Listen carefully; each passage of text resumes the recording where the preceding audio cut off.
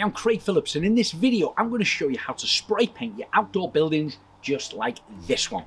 Hopefully you will have seen one of my previous videos on Silverline's YouTube channel where I do a full step-by-step video on how to construct your own garden office like this. I'm going to start by prepping up, sanding the sides right the way around. Then I'm going to mask up the windows and the doors and start to spray paint the sides. I'm using an electric orbit sander with a very fine 240 grit disc.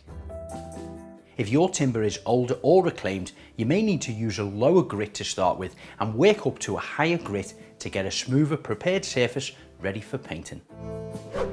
Next, you'll need to mask up your doors and window frames to protect from any overspray. First, make sure the frames are clean and dry. I'm using Wagner's own masking kit, which will help speeding up the process. The plastic sheet comes on a roll and has masking tape already connected to one side. This allows you to fix it to one edge of the frame. Trim it down to length with your scissors, drape down the sheet over the surface, which forms a static effect and will stick to the glass. Then, using a standard roll of 50mm wide masking tape, you can secure all edges of the sheet down to the frame. Do the same around your windows and then you're ready to paint. I'm going to use my Wagner fencing decking sprayer. It's ideal for outside areas like fencing, decking and outer buildings like this one. You can use any paint, any colour, any brand, water-based or oil-based paints. I'm going to be using my chalk and mineral paint from the Al-Fresco range. Now, it is a good quality, so we'll have to dilute this down 10% to use it with my Wagner. If your unit isn't spraying the paint smoothly and you're getting a mottled effect on the surface, then your paint is likely to be too thick and it will require dilution. But don't worry, it's easy to do so. This reservoir holds 1300mm and I'm using a 750ml tin of paint. By adding 75ml of clean cold water, this equates to 10% water, 90% paint, which from my experience gives me the perfect professional finish when I'm using Frenchic paint. This is the type of consistency you're aiming for, where the paint freely drips off the stirrer back into the reservoir. At this point, double check that the nozzles are assembled correctly. The yellow Union nut can be hand tightened and doesn't require any tools. But you don't want to over tighten this, as you may require movement of the nozzle when in use. Fit the flow tube to the underside of the attachment. You have the option to have this facing forward when you're spraying downwards, or to the rear when you're spraying the wall or above your head. Screw the head of the attachment onto the reservoir. I always give it a quick shake and then I'm ready to start paint spraying. The sprayer nozzle has 3 settings which can be adjusted for different spray patterns. If you position it vertical, it's ideal for spraying up and down. If the nozzle is on the detail position, this is perfect for more complex areas.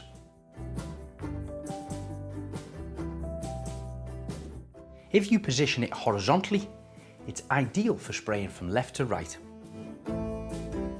At the back of the trigger, you'll find a paint dial, which can be turned right the way down to project a small amount of paint, or turn it forward to spray more paint. The tongue and groove cladding on my garden office is installed horizontally, so I'm spraying from left to right. When you pull the trigger, the turbine on the unit automatically cuts in, pressurizes the reservoir and the paint will start to spray. The key is to keep the reservoir consistently moving at a continuous pace, holding the nozzle about 100mm away from the surface you're spraying. Whether it's up or down or left to right, you'll quickly see that each passover of the paint will cover around 100mm wide. Now, of course, you can go as quick or as slow as you prefer by adjusting the paint flow on the back of the trigger. Like with most things, practice makes perfect. Anyone using a sprayer for the first time, I'd recommend having the paint flow turned down, starting off nice and slow until you find your required speed. So my first coat of paint on the cladding was complete in just 7 minutes. Then I left this for about 2 hours to dry. The paint dries quick when applied with a paint sprayer, allowing me to give the second coat on the same day, which I adjusted the nozzle and sprayed up and down to get the perfect coverage.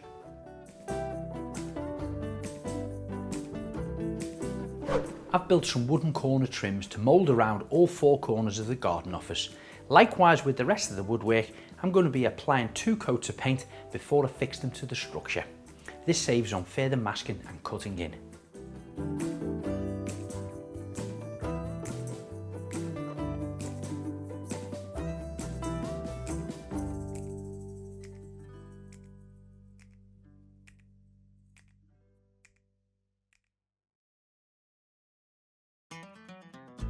I'm now turning my attention to the wooden trims I fitted around the UPVC windows, filling in all nail and screw holes, and applying a second stage of masking tape over the painted tongue and groove cladding that I did yesterday.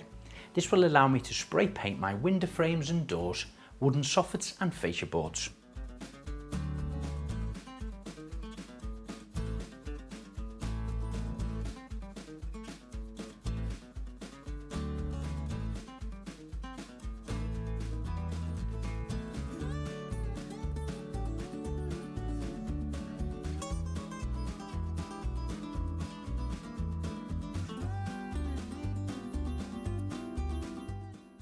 Now the fill is dry on the woodwork, one quick sanding and it's ready to be painted. Again, I'm using a chalk and mineral based Al-Fresco paint, which has been diluted down by 10%. This time I've got my nozzle setting on the detail position, which help paint more difficult areas. Likewise with the larger areas, I'm keeping the attachment moving at all times and the nozzle around 100 to 150 millimeters away from the surface.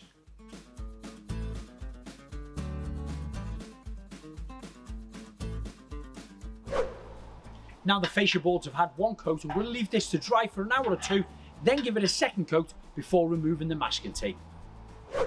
While the fascia boards are drying, I can start to apply my first coat of paint on the wooden trims around the window frames and the UPVC French doors.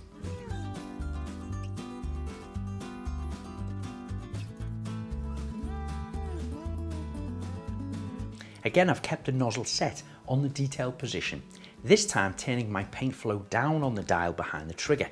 This reduces the amount of paint flow, which works perfect for painting windows and doors.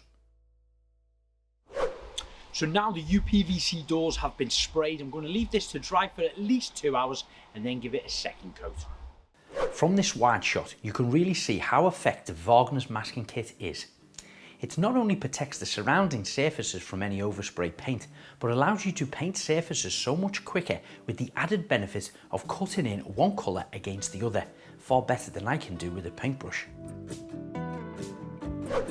Once your painting is complete, you don't have to wait for it to dry before removing the masking tape, but do be careful as most paints don't fully cure until after a week or two.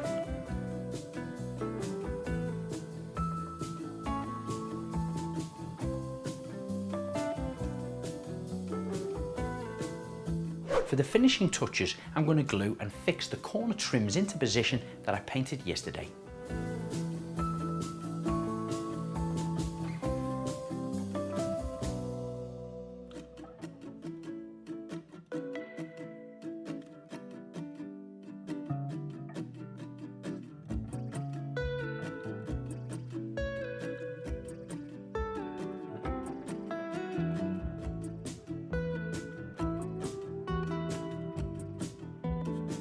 So that's my garden office paintwork now complete in just 4 hours work spread over 2 days with drying time. All Wagner products benefit from German engineering. The fence and decking sprayer comes with a standard 3-year guarantee. However, if you register on Wagner's website and extend the guarantee to 4 years, it's completely free of charge. If you'd like any more information on any of Wagner products or keep in touch with Mr. and Mrs. DIY, please follow the link in the description below.